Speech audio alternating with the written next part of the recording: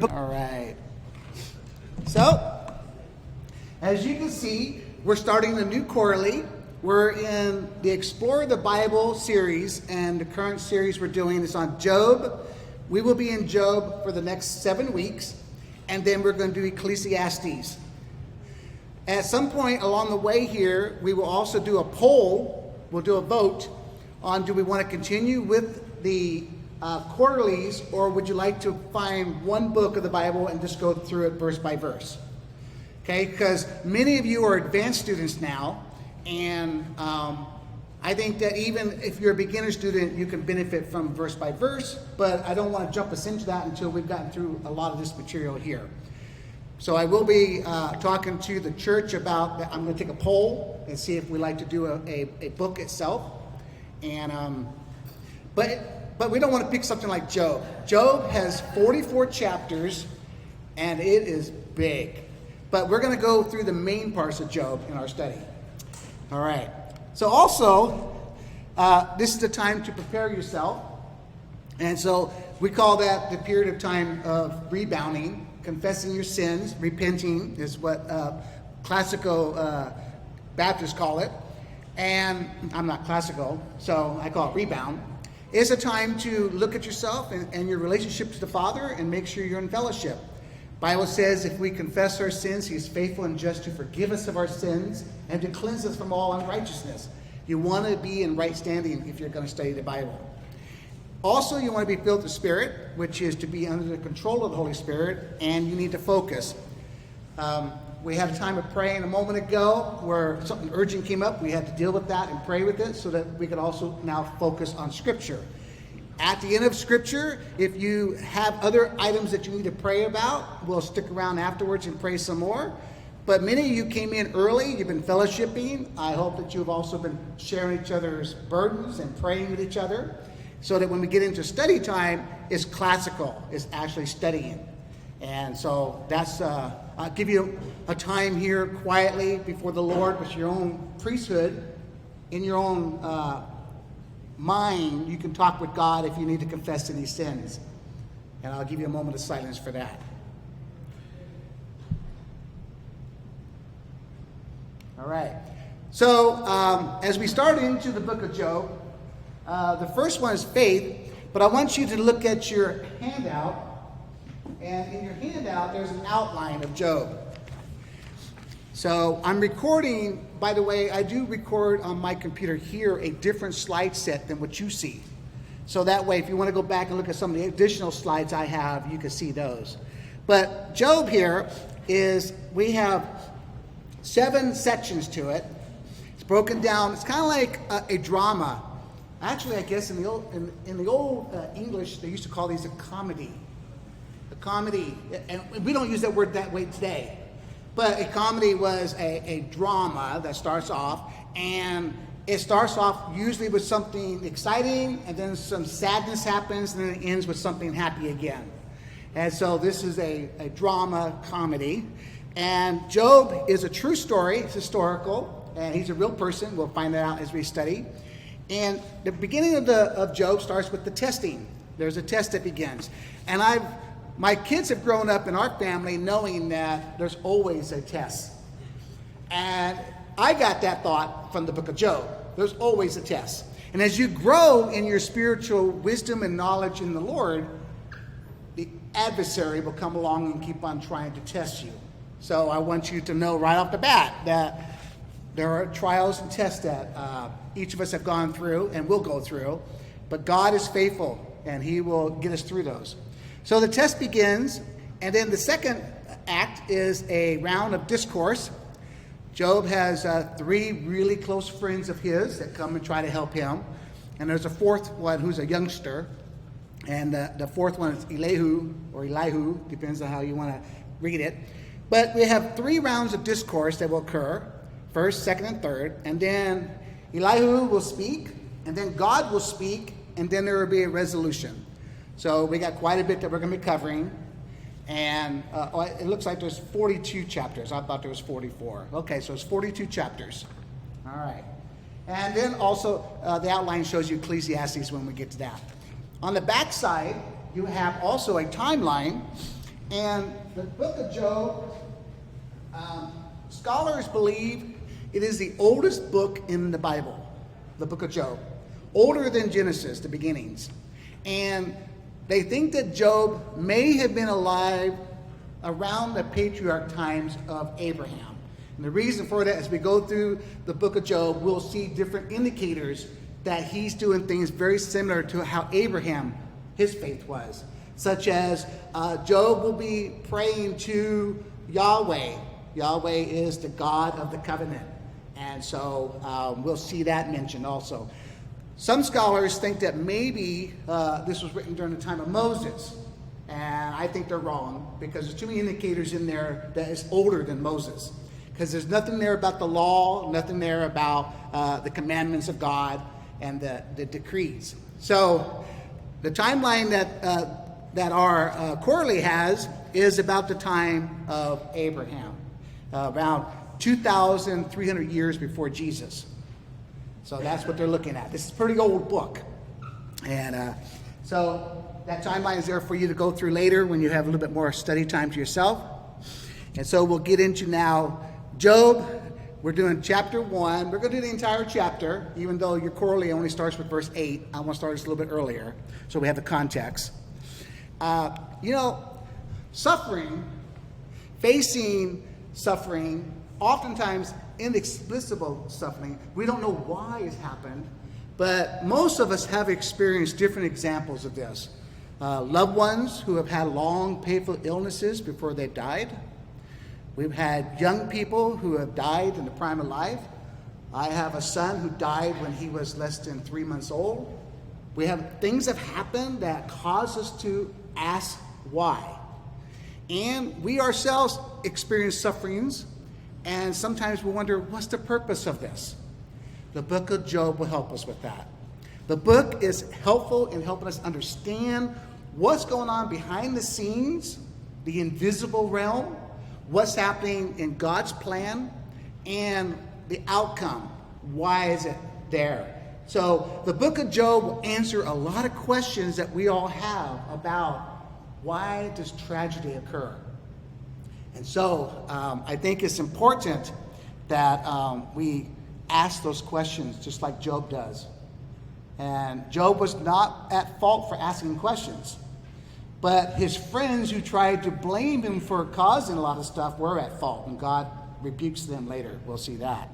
But so we're going to start off with Job chapter 1, and we're going to be in verse 1 through 5. And it says, "In the land of Uz, there lived a man whose name was Job." Some people pronounce it Job. Job. This man was blameless and upright. He feared God and he shunned evil. He had 7 sons and 3 daughters. He owned 7,000 sheep, 3,000 camels, 500 yoke of oxen, and 500 donkeys. And he had a large number of servants. He was the greatest man among all the people of the East. His sons used to hold feasts in their homes on their birthdays, and they would invite their 3 sisters to eat and drink with them. When a period of feasting had run its course, Job would make arrangements for them to be purified. Early in the morning, he would sacrifice a burnt offering for each of them, thinking, "Perhaps my children have sinned and cursed God in their hearts." This was Job's regular custom. So let's ask a couple questions about this. Who was Job? A very, very, very wealthy man. This was during the time of the patriarchs, and they considered wealth to be cattle and donkeys and possessions that you had. He also had a large number of servants to take care of that. So we know right off the bat that Job is not your ordinary person. He's a person that's been extremely blessed. And remember during the patriarchs' times, it used to be considered if you were blessed, it's because God favored you. So he's very favored. But also notice what else it says. This is fascinating. If we back it up, it says that this man was blameless and upright. He feared God and he shunned evil. God says that this man is blameless. Now, it doesn't mean he's without sin. We actually will see later as we study Job that there was a lot of things that he had done wrong, and he even confessed some of his sins. But what he does have is the right relationship with the Father. And he's believing in the coming Messiah. He's believing in the Redeemer, and he's upright. He's in right standing with God. So he's like Abraham. Remember, Abraham now believed the same. And God says that it was counted to him for righteousness. So we see here a similarity in the story of Abraham, and Job here has the same type of situation. He's standing upright before God. He's blameless. You said he believed in the coming son. How would he have known about that? Yeah, so the question is, how would he have known about the coming Messiah? Well, we know from Adam and Eve, the promise was given to them in the beginning, that there will be a seed. That seed will crush the head of the enemy. And then as the story unfolds, more and more revelation occurs. We also know that God oftentimes will speak in visions and dreams. And we have Melchizedek as an example of a priest unto the Lord who would speak forth God's words. So there's other ways that God has communicated his message. I once read a book called Eternity in Their Hearts by Don Richardson. And this is a book about a man who goes to places that have never heard of the gospel. And he's a missionary who, when he gets there, he will analyze the missionaries' myths and legends and find in their old stories, their old oral traditions, stories about a son who is divine from God who will die for their sins. And as he finds those stories, he brings out, using their words and their names, of the names they were given by God for their culture. And this book is full of those kinds of stories. So when we ask, how does a person hear about the Messiah if they've never heard about the Messiah? They have heard about it in different ways, either through their oral traditions or a messenger that God sent to them. Somehow the word gets them, and God is faithful and says in the book of Romans chapter 1 that even the things around us expose and declare the majesty and glory that there is a God, and he has a story for them. So this starts off with the book of Job in along the same lines. So I would make the case that I'm not sure he knows about Jesus, he knows about God, but we don't have the first 5 books documented. Yeah. So the case that she's making is that he would know about God, not necessarily the name Jesus or the Messiah. He would know that there was a Redeemer who says that he will redeem if you have faith in him. And that's the same that was given to Adam and Eve in the beginning. Is that if you trust God's promises, he will give you, it's called imputed righteousness. He will put it on your account that you are righteous before him. But I believe Romans that there is a God, and it begs the question, who created all of this? Yeah. But that second part. So Romans is the declaring of the majesty that there is a God. We do need evangelism, though. We need to get the gospel out. So I'm not saying don't do that. I'm saying that God has a way of getting the word in all ages, throughout all cultures. And I don't understand all of that, but I have read. I actually had a chance to meet Don Richardson once when I was a youngster, and it was fascinating to hear his stories about how he was inspired to study their culture so he can expose the gospel to them. Well, as we go further here, we see that this man had 7 sons and 3 daughters. In the Bible, the numbers are important. We don't have time to go through all the numbers, but 7 is a number for perfection. 3 is a number for, the Godhead, Trinity. So to a rabbi reading this, he would say, see, he had a perfect family. Perfect family. I'm surprised you didn't bring up the meaning of the word us. Well, no, I'm not going to. Because we're not certain even where this is located. But we do know that it's probably in the northern part of Arabia Peninsula. And the meaning itself, I didn't spend any time on it. Go ahead. It means counsel, she knows the words. Say it again. Counsel? Counsel, she knows. She, plural, a woman. She knows. And words. W-O-R-D-S, words. So all right. in the land of words. The land of words. I will have to go verify that, but we have a person who's looked it up for us. Thank you. I'm one of those guys that says in the testimony of 2 or more witnesses, every word is established. But I will help by looking that up in a little bit. All right, so we also see something amazing here. He was the greatest man among the East.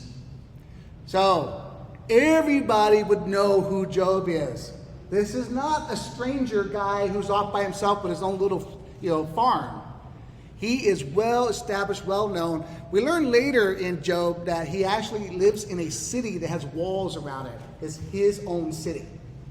And he's the wise man of that city.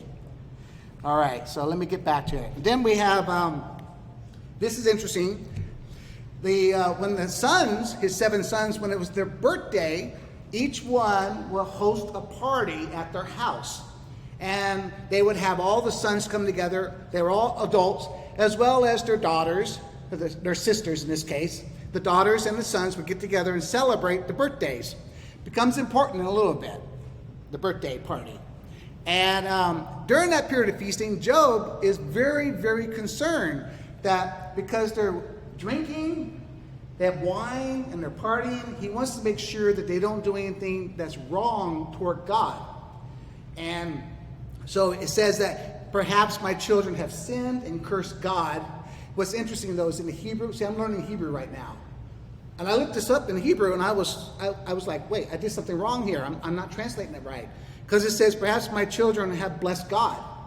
I said, bless God. Well, it turns out that there's a connotation there that they don't want to say curse God.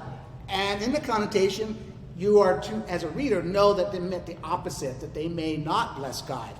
I know. Scholars know all this. I don't know it. But I go with my translation here, and it says, perhaps my children have sinned and cursed God in their hearts. And so he wanted to make sure that they were taken care of. And he says that he did burnt offerings. These are not offerings for sin. These are offerings about recognizing God is sovereign and God's fellowship and relationship. And Job is saying, God, I want to make sure that my kids still have a good relationship with you. And as their father, as the priest of the family, that's why we know it's during the time of the patriarchs, when the fathers are the priests of each home, each family, he says, I'm going to do a burnt offering for each one of them so that you know they're dedicated to you, God. He's dedicated them to Yahweh, to the God of the covenant. So he's covering them with prayer. So the question is for us, right off the bat, do we regularly pray for our children that they not sin against God and that they're dedicated to God? And it's an important thing that we must do as parents, grandparents, great-grandparents. Continue to pray for the family. And so we see a beginning here. Job is in the right standing with God. So a couple of summaries here. Got a picture because I like pictures. And the book of Job, oldest book. He's wealthy. Oh, I didn't say this earlier, but in Ezekiel, we find out that Job is lined up along with Noah and Daniel. These are the 3 greatest men of the Old Testament. That was, of course, before John the Baptist came along, because John is called the greatest prophet of the Old Testament. But we see that Noah is real, Daniel is real, and Job is real. It's not a metaphor. It's not an allegory story. It's a true story. So that's what we learn from this. And he was righteous in God's eyes. So a couple questions for us. Whom do you consider the most righteous and godly person you know today in your life? Give that a thought. Who's the most righteous or godly person that you know? The next question is, how do you compare to that person? Yeah? And then the third question here is, well, how does that person compare to Job? These are just kind of reflection stories. You know, you don't need to answer it. You just kind of think about it. But how do you show obedience to God in relationship to your family? Are you praying for your family? Are you obedient to the word? If your children look at you, do they think, yes, my mom, my dad is obedient to God? What's that reflection? Okay, well, that was scene 1. Job. We're going to move now to scene 2, which is shocking. Scene 2 is the Counsel of the Holy Ones. The Counsel of the Holy Ones. So it says here in Job, starting in verse 6, and we're going to read in verse 12. One day the angels came to present themselves before the Lord, and Satan also came with them. The Lord said to Satan, "Where have you come from?" And Satan answered the Lord, "From roaming throughout the earth, going back and forth in it." And then the Lord said to Satan, "Have you considered my servant Job? There is no one on earth like him. He's blameless and upright, a man who fears God and shuns evil." "Does Job fear God for nothing?" Satan replied. "Have you not put a hedge around him and his household and everything he has? You have blessed the work of his hands so that his flocks and his herds are spread throughout the land. But now stretch out your hand and strike everything he has, and he will surely curse you to your face."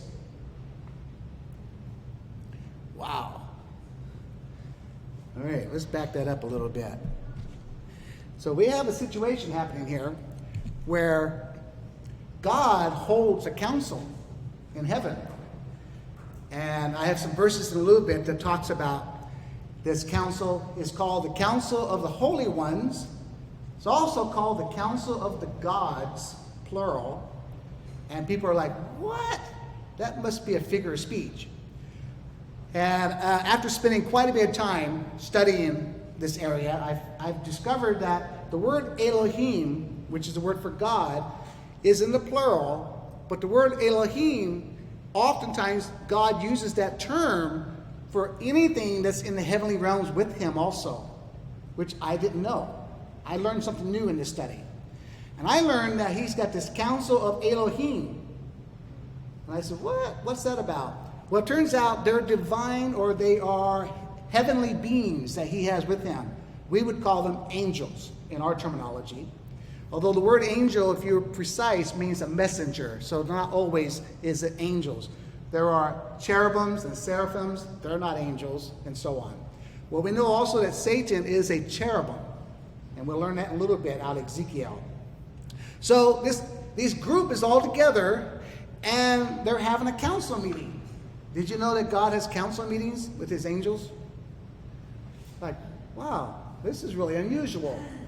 Well, not only that, but Satan, who rebelled against God, is in this meeting.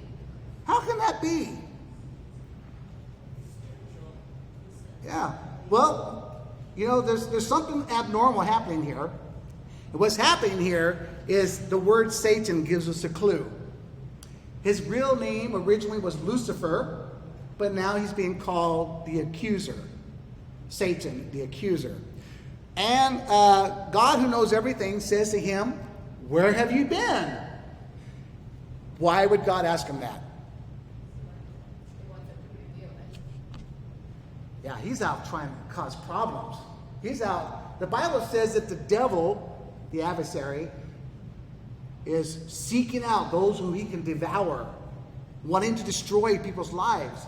And the enemy, Satan here, is out roaming the world. And I bet you he was trying to destroy Job, but couldn't get to Job. Job was protected. I got that because when he says, God says, "Hey, have you seen my servant Job?" Which God knows, yeah, you've been trying to get him. See, God knows everything. So this is not a question by accident. God knows, and you've been trying to get my boy, Job. And he says here, well, have you considered my servant Job?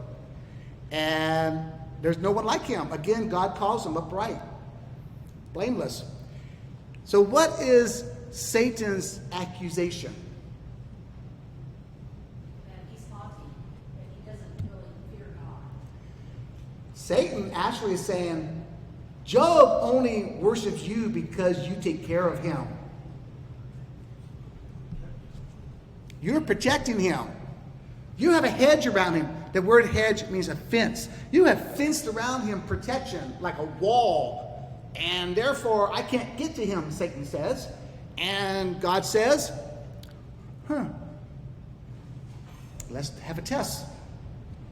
God is the one that's causing the test here, by the way. He was the one that brought up Job. And that kind of tilts a lot of our theology. Wait a minute. Because the Bible says God will not tempt us to sin. But there are tests, and the Bible says that if you are tempted, he will make it out for you, and he will actually help you through that if you trust in him. But here's a case where Satan is saying, no, if I removed every protection he had, destroy all of his land, farm, and everything, he will curse you, God. That's what he's saying. What do you think? Job's upright, loses everything. Will he, turn his back on God? See, we all know the end of the story. But we are to also, like the parables of Jesus, place ourselves into the story also. Where are we at? Where have I been when my son died? Did I, curse God? I said, God, I don't know why this happened, but I will still worship you. Help me get through this and help others who maybe go through the same thing with their children dying. So, the Lord said to Satan, verse 12, very well then, everything he has is in your power, but on the man himself do not lay a finger. And then Satan went out from the presence of the Lord. There's a lot more going on here in this story than most of us realize. This is not an ordinary situation. We know that because the word Satan. This is the counsel of the holy ones. If you want some Bible verses about that, in Psalm 82 and in Psalm 89, it talks about these holy ones, the counsel of Elohim, the counsel of the gods. I put holy ones because the word gods here is just bizarre to me. I don't like to say plural gods because I don't believe there's other gods. But God does use that term for them. Jesus even used it. It said, does it not say in your scriptures that you are gods? And he's using that against the Sanhedrin because they were saying you're not divine. So there's a lot to that. I don't have time to exegete that for us. But just to let you know, there's some Bible verses here to go look up. And these Bible verses are the ones that Jesus is quoting when he talks to the Sanhedrin. Yeah, I thought that picture was pretty neat. That kind of shows you what the cherubims look like with their wings and their different heads, and the council of the 24 elders who are all circling around and so on. It's a nice picture. But let's go on and talk about some notes here. I told you earlier that Lucifer was the anointed cherub. In Isaiah 14 and Ezekiel 28, it says that he rebelled against God. He fell. And we know that Lucifer is Satan. But what many Christians don't understand is the name Satan is not a name. It's a title. Satan is a title, not a name. And it's actually a technical term for a prosecuting attorney. A prosecuting attorney in a court of law is a Satan, the adversary. He is the one who's accusing you of a crime. So, Satan is a Hebrew way of saying it. And Satan is a technical term for a prosecuting attorney who is now wanting to cross-examine somebody. And he wants to cross-examine Job. Because what you may not realize is that there's a trial going on. This trial is against Lucifer. Lucifer is the one who fell, and he's accusing God of not being a righteous, good person. And so there's this trial that takes place, and Lucifer, we already know, was found guilty for his crimes. But now there's an appeal trial taking place. We're going to see the appeal trial. He's going to come back now and say, wait, I want to cross-examine some witnesses. And one of the witnesses he wants to cross-examine is Job. Job's been selected to be a witness. Job doesn't know it.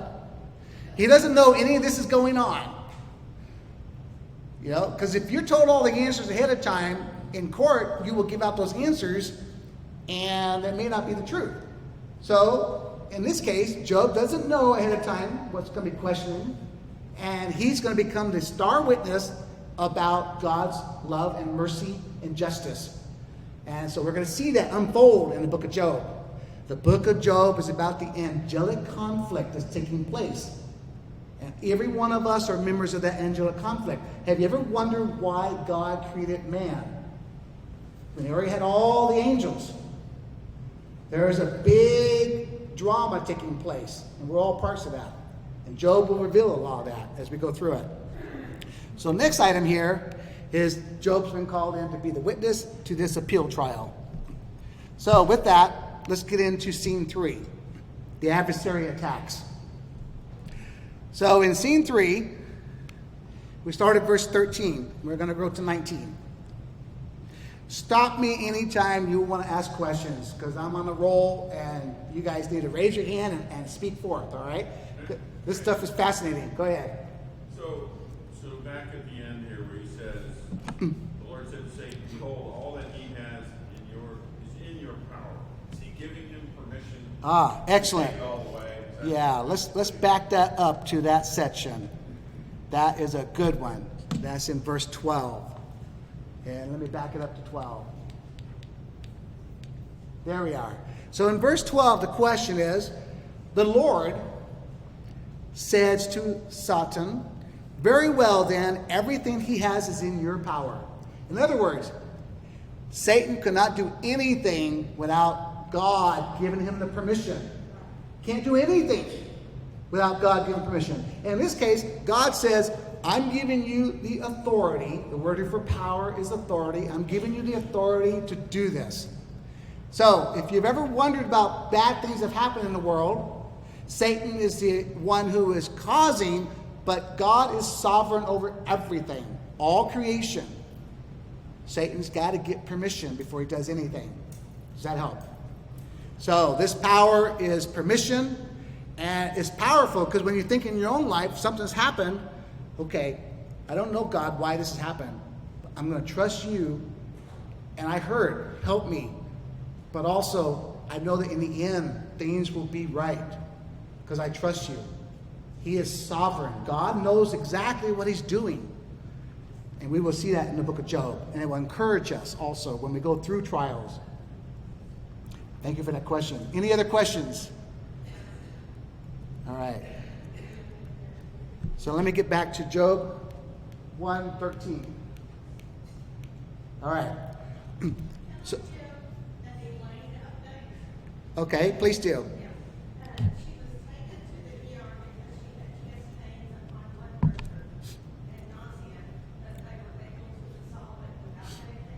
Oh, good. Excellent. We opened prayer for Elaine, and we prayed for her. And to know that she didn't need medication, that she's doing fine now. Excellent. And her daughter Jean is there. They're just waiting to talk to the doctor. All right. So the daughter's still there, and they're waiting to talk with the doctor. Praise the Lord. Thank you for the update. All right. Okay. It's always good in the middle of bad news to hear good news. So the bad news is about to start here in the book of Job, chapter 1, verse 13. One day when Job's sons and daughters were feasting and drinking wine at the oldest brother's house, we would assume this is one of those birthday parties, a messenger came to Job and said, the oxen were plowing and the donkeys were grazing nearby, and the Sabaeans attacked, and they made off with them. They put the servants to the sword, and I am the only one who has escaped to tell you. So the attack starts. The party's happening. The first one is the Sabaeans. And inside of your quarterly, there's a series of definitions. And it tells you what a Sabaean is. These are a tribal group that were vicious, they were treacherous, and they were liars, and they stole and killed just at will. So they're the first ones to attack.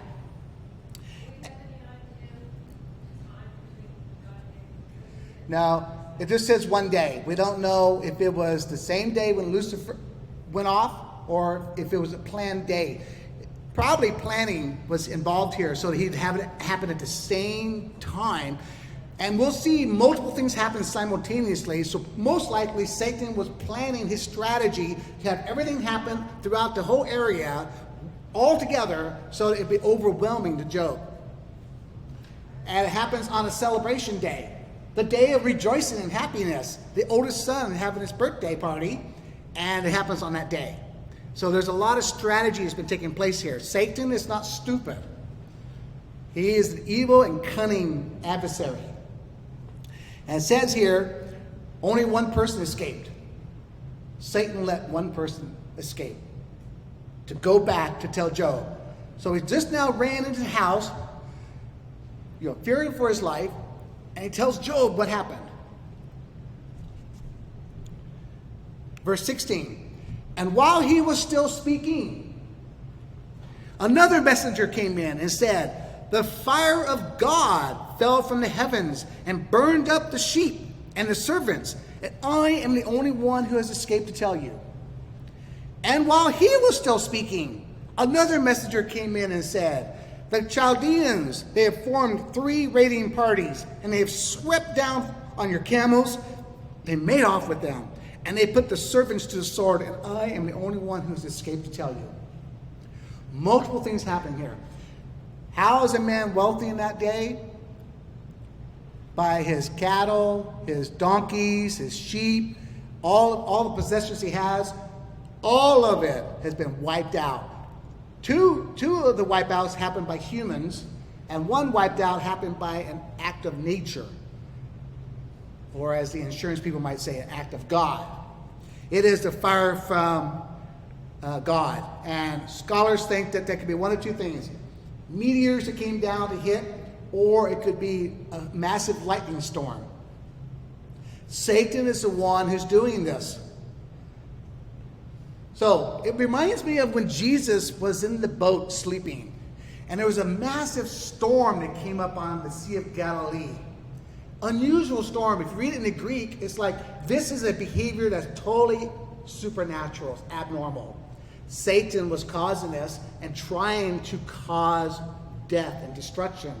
And the apostles woke up Jesus and said, oh, help us. And Jesus rebuked the storm and it ceased.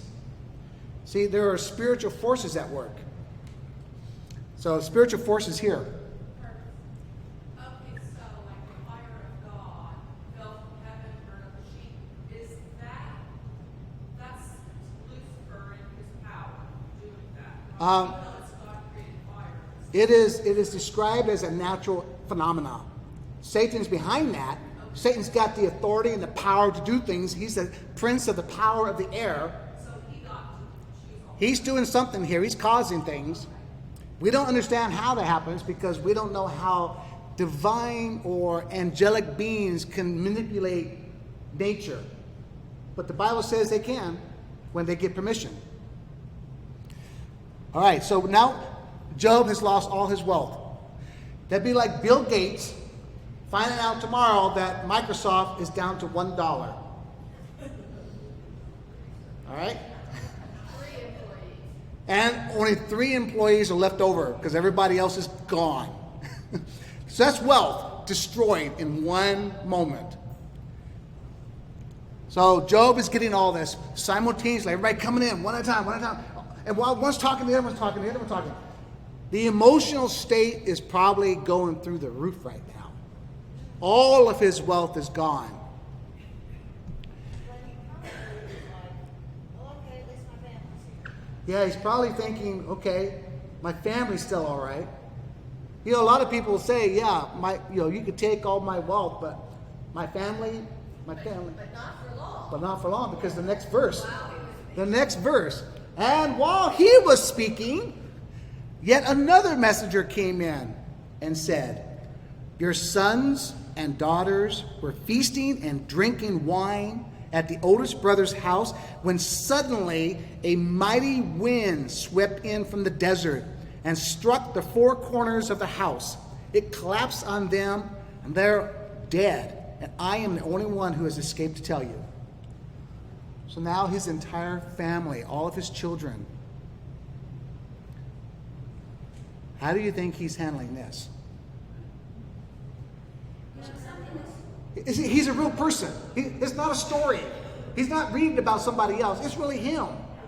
Something that struck me with this was why Satan didn't stretch it out. Because, we go through a long period of trouble.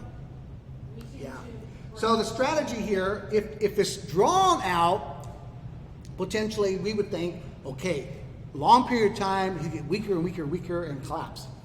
But also, when you're overwhelmed, when you go into trauma and everything happens at once, your mind no longer functions. And you may curse God right then and there.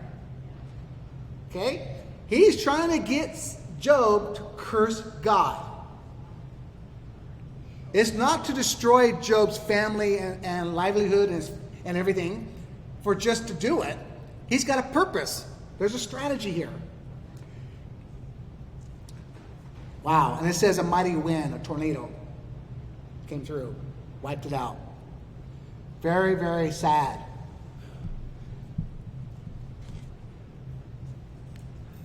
Scene 4. Trust maintained. We're now going to read Job, and how does he respond to all this? Verse 20 and 22. And at this, Job got up and tore his robe, shaved his head, and fell on the ground and worshipped. And he said, naked I came from my mother's womb, and naked I will depart. The Lord gave, and the Lord has taken away. May the name of the Lord be praised. And in all of this, Job did not sin by charging God with wrongdoing. This is shocking. Wait a minute. I've been told for most of my Christian life, bad things happen. God didn't cause it. Satan did. And here he's saying, God, the Lord gave, the Lord's taken away. Blessed be the name of the Lord. And in saying that, he did not sin. In other words, he recognized above everything else, God is sovereign. And anything that happens, it only happens because God allowed it. That is kind of frightening, at the same time comforting. And all this sin did not come from his mouth. It's amazing. So there's some reflection questions about this. What did you discover concerning what faith in God looks like when you face an adversary? What is your faith like when you face suffering and pain and death and sickness, long-term illness? When you have, family members who needlessly have died, been killed, murdered, or accidents. I just want to say one thing, that, first I think your faith is up there, and then all of a sudden I believe that, that's how I felt anyway, and then I had to believe in God because all I had. Yes. So in the beginning, you may feel like your faith is nothing. Right. But then you realize the only thing you have is God. Right. And so you have to turn to him. Yes, very much so. Yep. What's your thoughts on whether this is, I've always heard, don't question God. Oh, very good. Why is Yeah. questioning God's So, doing a sin? so is questioning God a sin or not? We will answer that question as we get further into Job. But Job, But Job here did not question. he did not question. At this point, Job is not questioned. Job, at this point in the story, in scene 4, went into great grief. He ripped his robe off. He ripped off his clothes, and that's a sign of, despair. And then he shaved off his hair, which is a sign for them of humbling themselves and realizing they are in great grief. He went through all those emotions. It's not, he just felt bad about it. No, it was heart-wrenching. It ripped him apart. But in all those things, he then got to his knees and he worshiped God because he knew there was no answer. He could not answer what was going on. Behind the scenes, the invisible realm, the enemy, the adversary, Satan, is watching that. And the first accusation was, you will curse God when all this happens. I will take everything away from you, all your wealth, your family, everything, and you will curse God. And on the witness stand, Job answers back. God is given, God can take away. Blessed be the name of the Lord. Opposite of what the accuser wanted. But in the trial, the witness stood up for God. Amazing things are happening in this story. Now, Job's family was wiped out, but not his wife. Yes. And only Job was protected by God. Why not his Okay, wife? so the question is, the wife is still alive. Job was protected. Why is his wife still up? Okay, we're going to see in the next act, Satan's going to use the wife now. He wants to leave her alone because he's going to use her to try to get Job to break, to curse God. Curse God and die, she whispers in his ear. All right, so there's a lot going on here. So the wife is still alive, although she would be underneath that protection originally because she's a member of the family. But when God says the authority's been taken away, then she could have easily been killed also, but she wasn't. So we know that there's more going on here, a strategy at work. So notice the second question here. How does viewing God as a sovereign over all creation impact how a person can respond when they have loss in their life? If you don't know God is sovereign over everything, you may not be able to respond in such a way that gives you comfort and peace. But when you do know that all this was allowed and there's a purpose, and as we continue in Job, we're going to find a purpose. We're going to find out what's going on. But I let you know up front there's a court case going on, and that's the big story here that a lot of Christians don't know. And we're going to see what happens with Job as he continues, because it gets worse. Any questions? You know, it's interesting to read, an hour or an inch and a half of Scripture and conclude that Job didn't wrestle with God. That he knew going in, God is sovereign over all, he owns it all, and he just immediately said, you got it, God. All right. What So, we don't know is what happens between the lines. And did he wrestle with God? yeah. So the question is, we went an hour through 22 verses.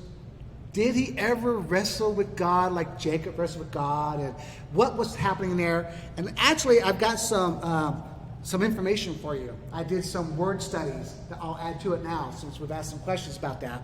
Let's go back to the verse 1. Chapter 1, verse 1. It says that Job was the man that was blameless, upright, fearing God, and turning away from evil. Each word there, blameless, first of all. This word for blameless is tam in Hebrew, and it means a person who is spiritually mature and pure. He's a mature believer. He's not a weak believer. He's gone through a lot of trials in his life, and he's grown and he's mature. So the first thing we find out about him, he's a mature believer. The next word, he was upright. The word here for upright is yashar. Yashar means he has overcome victories in warfare. He has gone through things before. And he's now upright before God. He has yashar. He's had spiritual victories in his life. The next word here is fearing God. Yare. Yare means to have love for God. And in particular, that would be, we would say love for Jesus. He has a love that demonstrates, and see, a lot of people don't realize this. Love is actually a problem-solving tool in your life. You can solve a lot of problems in your life if you just love. And so anyways, he's mature, spiritual victories. He's a loving God person. And the last one is he shuns or he turns away from evil. And the word here for turning away from evil is suf, and it means he's looking at God's orientation. He's grace-oriented. He's looking at the way God looks at it, and he leaves evil away. He goes away from it. He looks at things the way God does. So because he's gone through all that, he is ready to get on his knees and worship God, even though we wonder, did he wrestle? He's been wrestling for all of his life. We just don't know that until we start to study some of these individual words. Good. Yeah. Very helpful. Thank you for bringing that up. I have those notes in my Bible, not in our slides. Other questions?